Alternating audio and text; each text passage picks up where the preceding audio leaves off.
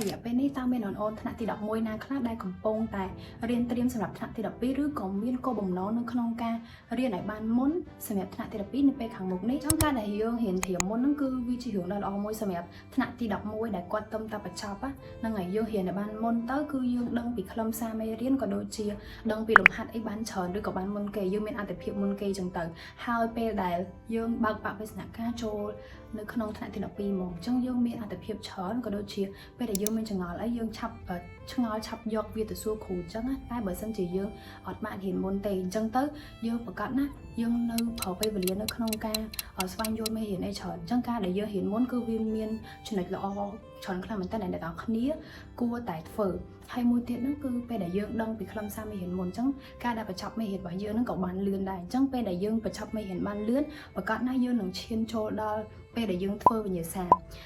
យើងអត់សូវចំណាយពេលច្រើនដូចគេដូចថាយើងចិត្តដល់ថ្ងៃយើងធ្វើវិញ្ញាសាគេអត់ទាន់បញ្ចប់មេរៀនអញ្ចឹងខ្ញុំចង់ឲ្យអ្នកដែលគាត់បញ្ចប់ថ្នាក់ទី11ថ្មីហ្នឹងឆាប់បានរៀនហើយឆាប់បានធ្វើវិញ្ញាសាដូចគ្នាដូចយើងនៅសល់ពេលដូចជា3ខែឬក៏4ខែអីមុនអញ្ចឹងយើងអាចបញ្ចប់មេរៀនហើយយើងទៅធ្វើវិញ្ញាសាមកអញ្ចឹងនេះគឺជាចំណុចមួយដែល